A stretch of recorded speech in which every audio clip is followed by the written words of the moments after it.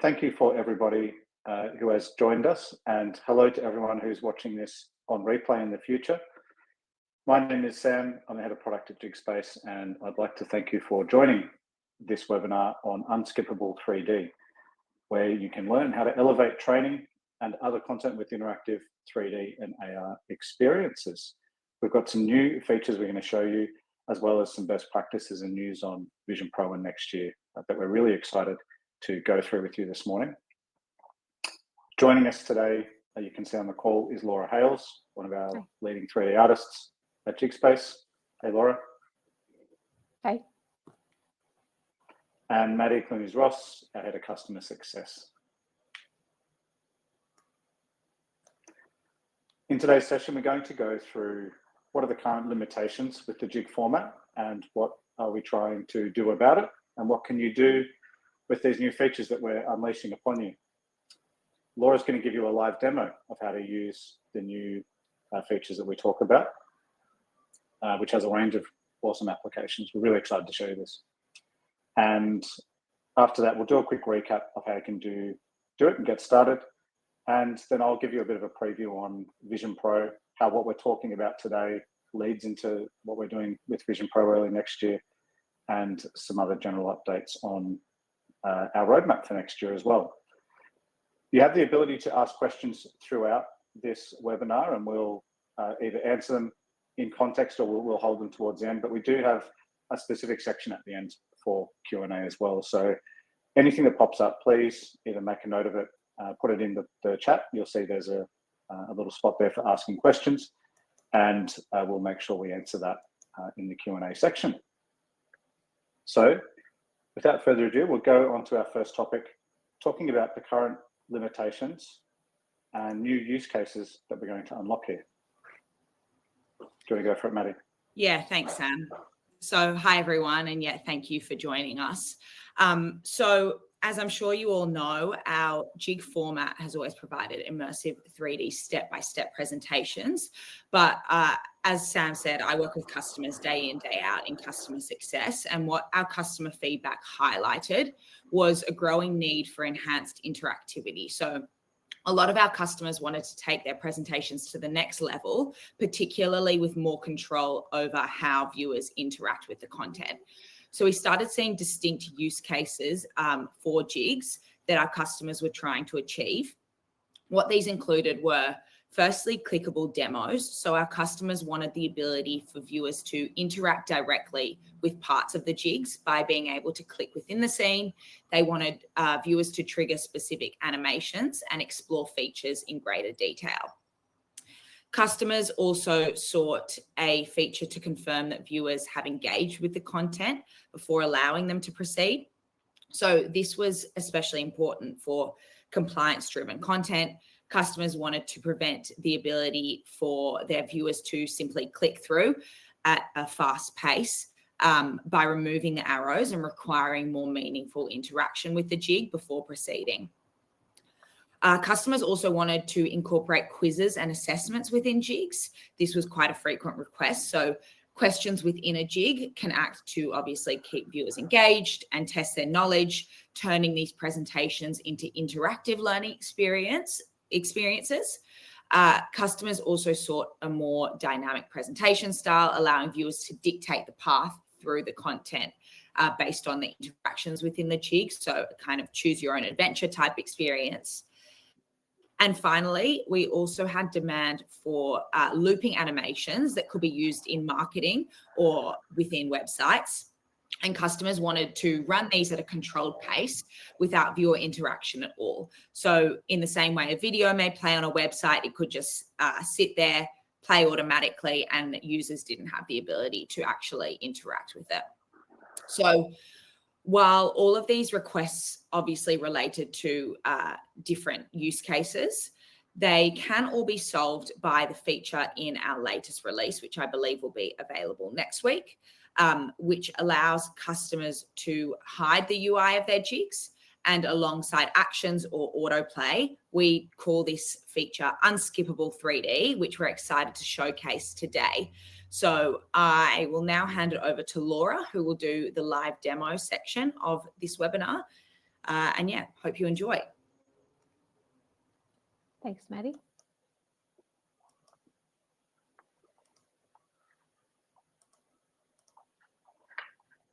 So just to start off with, I thought I'd take you through one of our generic sales jigs. So are you guys able to see that now?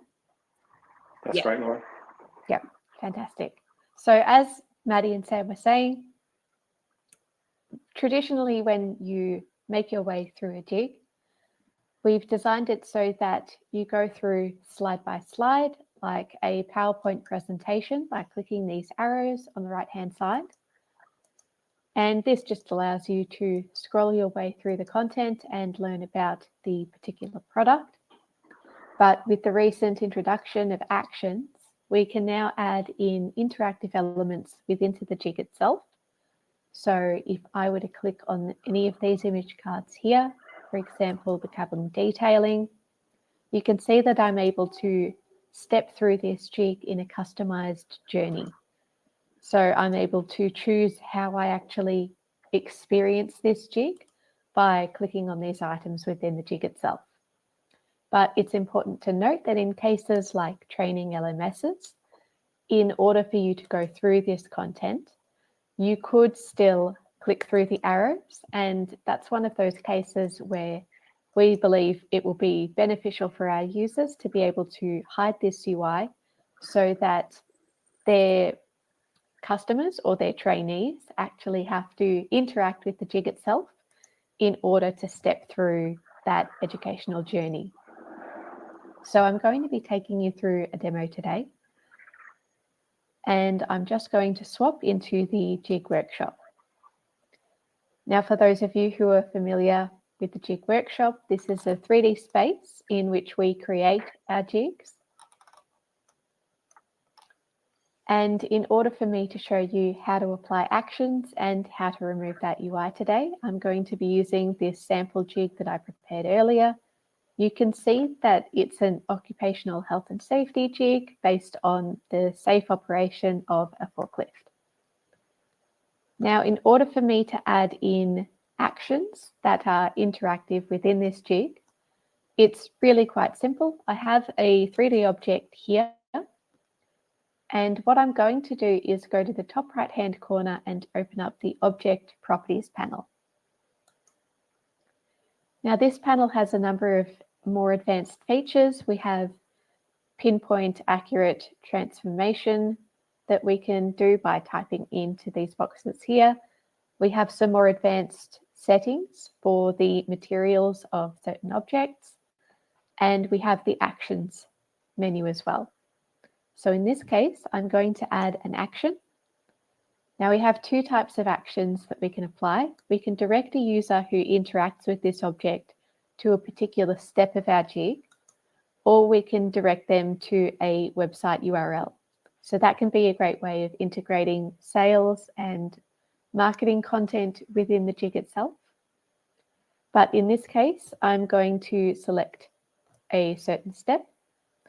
And in this case, I want to direct the user that selects this arrow to go to step 2. So at this point, we now have an action object within our scene. If I press and hold down Alt and click on this object, you can see that I'm then directed to step 2 of my jig. Now, in order for me to show you how this will work inside of the workshop itself, I'll quickly jump into preview. And if I just click on this object, you can see I've been directed through. But you can see that we also still have these arrow tools available. So what I'd like to do at this point is turn those off. Now, sorry, I moved a bit fast there. In order for me to do that, I just need to go to the jig info panel. And if I scroll down, you can see that we have the ability to hide step controls. And this is in our view settings.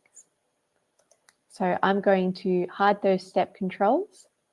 I'm then going to hit save just to make sure that we've saved that update into the jig. So now if I were to view this in preview mode, you'll see that those controls are no longer there. So I'm able to step through the jig by selecting objects. But if I haven't made these objects selectable, you can see there's no longer any way for us to progress through the jig. So it's important to make sure that you've applied actions to the jig before you begin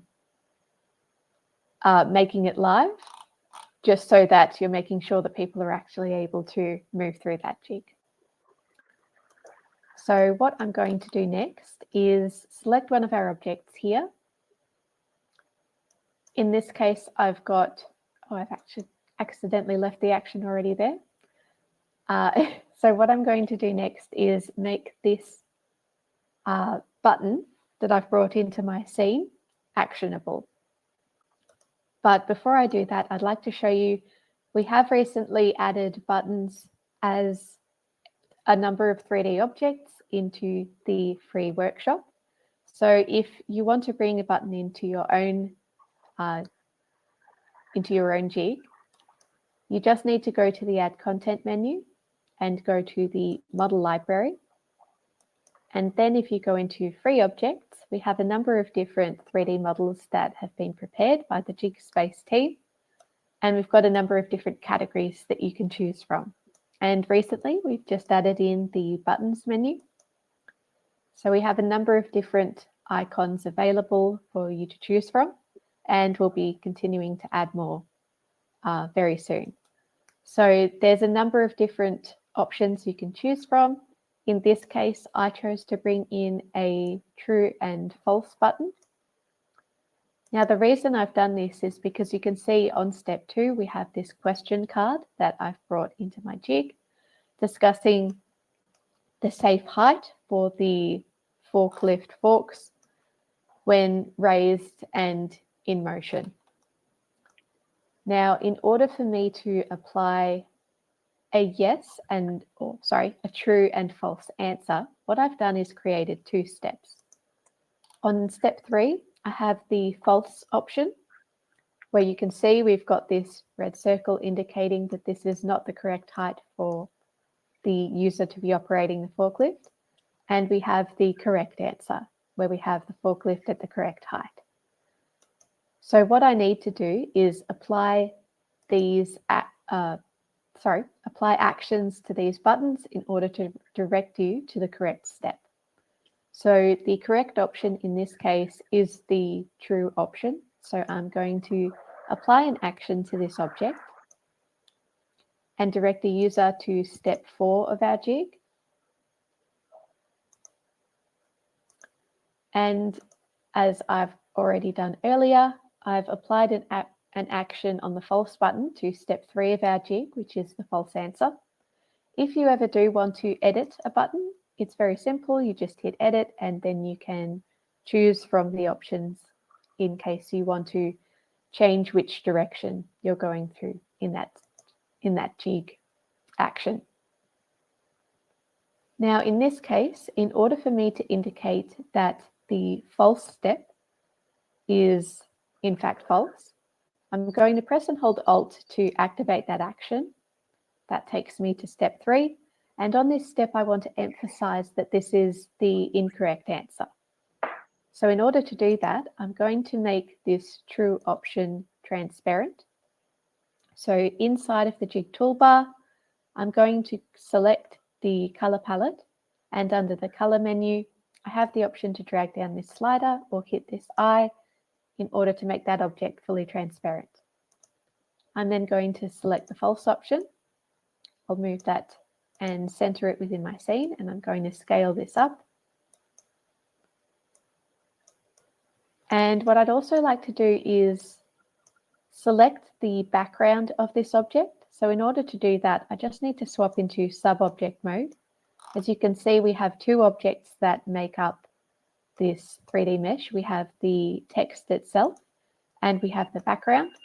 So in this case, because this is the wrong answer, I'm going to change the color and make it red, just to emphasize this. So now when a user clicks on the false option inside of that jig, they'll be directed here. This will show them that they've selected the wrong answer, and there is no arrow for them to move forward throughout this jig. We actually prompt the user to go back and try again. So in this case, when the user clicks on the true option, which is the correct answer, I want there to be a similar feedback. I want to scale up this button and position it in the center the way I did with the false, and I'm going to make that green. Now I could position this myself, but if I want the positions to line up perfectly, I can actually go to step 3. And if I select this object while in object mode, and if I press and hold on any of the tools in the Jig toolbar, I'm actually able to open up the replicate menu. And any of these tools or attributes that I select in this toolbar can then be copied from one object to another. In this case, I've got the position selected, and I'll also select the scale. I'm then going to copy these attributes. And when I go to step 4, I can select my object. And if I press and hold again, I'm able to paste these 2 attributes that I copied onto that object. In this case, I'm also going to make this background object transparent. And again, I'm going to swap into sub-object mode in order for me to edit that background color.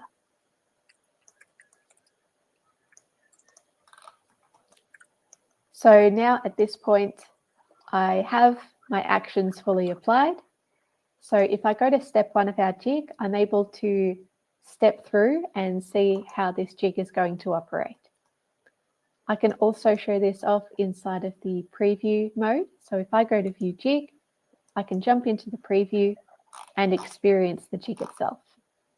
So if I click this button here, I go to our question tab.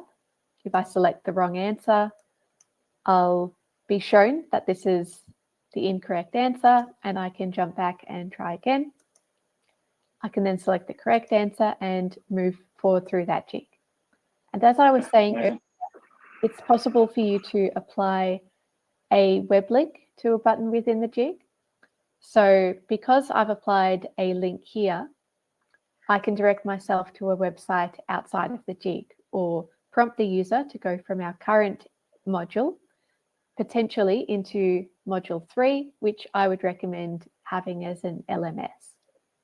So you can see that by clicking on that link, I'm directed to a website of my choosing. In this case, I've just chosen the JigSpace website. But having these links available inside of your jig can be a great way for you to integrate jigs into LMS content. And yeah, as you saw just before, having that interactivity within the jig itself can be a great way for you to actually have your viewers interacting with your 3D content as a part of that LMS training. So I'll stop sharing my screen now. Thanks, Laura. Yeah. That was a great example that you showed. Thanks. Yeah, well done. So look, you probably, hopefully, watched along closely there, but in order to start utilizing this interactive navigation or unskippable 3D, what you want to be doing is adding actions to objects within your jig presentations, using those new buttons that Laura showed you in our free library for specific actions, or of course, applying actions to your 3D model itself, and then going to the hide step controls when your changes are ready. So that's all in the jig info panel. You might remember at the start, I also mentioned the ability to create looping animations. This is also possible with our autoplay tool, which is also in the jig info panel, which has the hide step controls button. So if you do want just a looping animation with no interaction, all you need to do is hide those controls and apply autoplay and apply no actions within your set. And to be clear, when you hide this, it hides it from all viewers. So it'll hide it from anyone who's opening it in AR, in an app clip, in the web viewer. So it's saved to the actual file settings perspective, not just to your preview of it. So once you do that, that's how everyone will consume the content. They'll consume it without control. So there's so many things you can do with this feature. Like Maddie touched on 4 or 5 kind of fairly broad branches there. But the key thing, I guess, when you're making a jig near the beginning is deciding how do you want your viewers to actually view the content. You know, if it's part of a product web page where it's supplementary, not the core focus, the same way maybe a product photo is, you might want to just have it as a small looping video with, you know, 3D interaction, but no sort of elaborate steps. But if it's a assessment module, or it's a piece of training where you want someone to acknowledge at each step that they've performed a task for compliance or for just greater outcomes, then you know you can do that. But you need to determine that near the beginning, because that will decide, you know, how many buttons do you want to introduce, how many steps do you want to make the jig, because that will you know, potentially take either a significant amount of time if you have to kind of course correct late in your creative journey. So it's a good thing to kind of decide up front, how do you want you know, your viewers to consume the content. If you want to turn it off, you just turn it off. So it's a toggle, you save and it will change again. So you can also preview this pretty easily in the beginning of creating, which I think is handy. So it's just something you can go and play with when we release that. It's not live this minute, but we are hopeful that it'll be available within the next couple of days. There's just some final, I think, testing on an unrelated feature to this that we're also working on, which I guess brings us to the next topic, because we are getting towards the end of the year. So we thought we'd give you a little preview of what this means and where Jigspace is going next year. So no surprise that we're talking about different ways to navigate through jigs and using in-scene or clickable objects as a really driving force for new navigation. When you use mixed reality, and you can see here a cool preview from the Vision OS simulator of some of the updated Jigspace app that we're working on at the moment. When you're in an immersive environment, you often don't want to go to a traditional flat menu. You may be quite far away from, you know, the central area, and you are kind of in the scene as opposed to looking at a screen. And so where Jigspace and most tablet, smartphone, AR devices in the past have kind of relied on thumbs, basically on each side of a screen, or a mouse to kind of allow someone to navigate through the content. When you're with the Vision OS in that ecosystem, wearing that device or, you know, other devices, you kind of are immersed in there. So we want to make sure that what you do today is transportable into that format. So Actions is something that is already live and working in our pre-release version for Vision Pro. So you can see here a preview of the Alfa Romeo car. Basically, you'll see there's a little bit of blue feedback, and that's similar to when you're in Jigspace today. When you click, there's a bit of a 3D feedback to know that you've clicked on something, and then it's obviously transitioning to a different step within the jig. That's what's occurring in this preview. You're sort of clicking on the top of that engine, the outside of it's coming away, and you can look inside. When you're wearing the actual device of Vision OS, it's way cooler. You get to look at things and just tap your fingers. So you don't have to use a mouse. So it's really a new way of navigating 3D content. We're really excited about that. So it's really important to kind of consider that if Vision Pro is part of your future plans, that the content you're making today will work when you have Actions as one of the ways to navigate. And you can keep your options open by having your controls still visible, which you can see in this preview here. You can go step forwards and backwards and have traditional text instructions or captions, but you may want to be also have a backup option to have, you know, 3D objects. They could be buttons, or it could just be you want to make your products or your machines or your product just interactive. So clicking on a part, seeing it explode, seeing it change color, go transparent. Those sorts of simple transitions are really powerful. So that's a big thing for us. Now, we don't have the launch date. I'm not sure if anyone in the world has the launch date of Vision Pro. Publicly, Apple's saying early next year. So it isn't far away. Our app's looking really good, and we're really excited about the future of Vision Pro next year as well. It's a big part of our plans. And if you are interested in learning a little bit more or seeing some more personalized demonstrations, when I say personalized, it could be your product, or it could be something close to your product in your industry. We are open to those now on a one-on-one basis if you get in touch with us and book a demo, you can go through Maddie to organise those. But we are starting to do more demonstrations like that now, and we really want to make sure you're aware of all the capabilities and I guess some of the realistic timelines that are now getting pretty close to Vision Pro. It's really exciting. So please get in touch if you want to have a more personalised or industry-specific walkthrough Vision Pro. The other stuff I thought I'd quickly mention that we're also slowly shipping out this year and early next year is just more enterprise support. So we have a lot of large companies joining us, and so we're reinvesting in the core platform of Jigspace to make it more stable when it comes to multi-user saving and editing.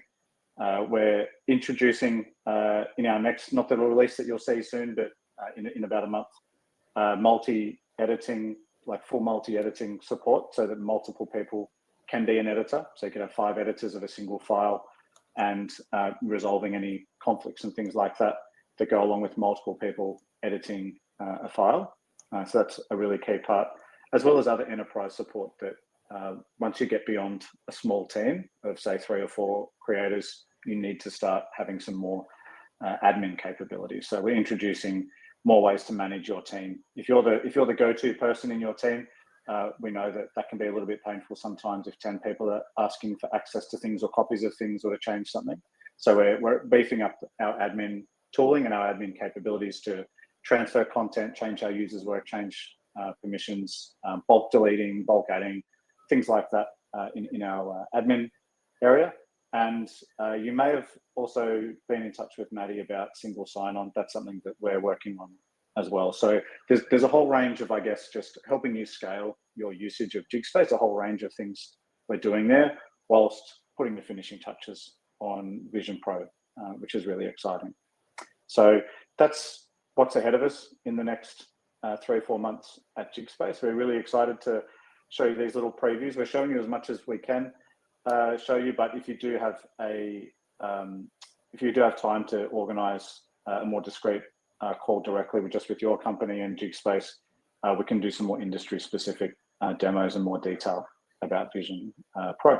So please get in touch and we'll do that.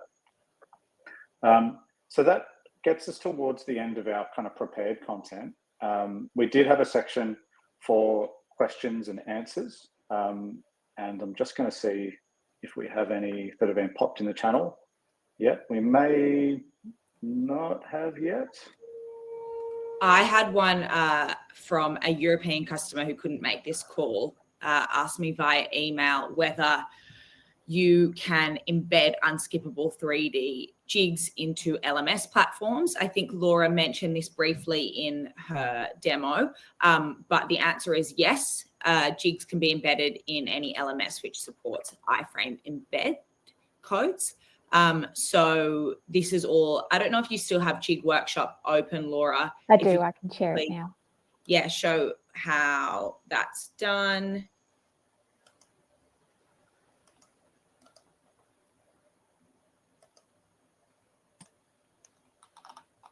So if you go to the share panel, all you need to do is go to the embed tab and copy the embed code that's generated there, and then paste that into the HTML frame embed section within your LMS. So that's a really great way to keep all of your resources in one central place, as we know is important for training and education use cases. Great. That's a great question.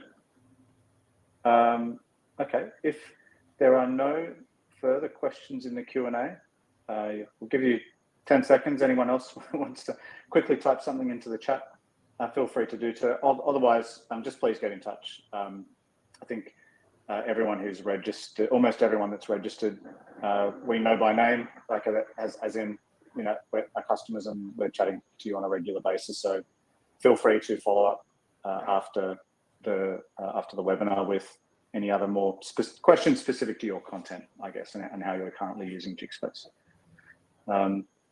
Great. Well, that gets us towards that. This is the end of our webinar. So I want to thank everyone for logging on, whatever time in the world it is where you are. Some of you that's very early, so hope you have a great coffee and breakfast after this. For the rest of you, get back to work, and we hope you have a productive afternoon. We'll have more webinars in the beginning of next year, so we look forward to seeing you on some of those then as well. But until then, hope you have a happy holiday and look forward to speaking soon. Thanks, everyone. Thanks, everyone. All right.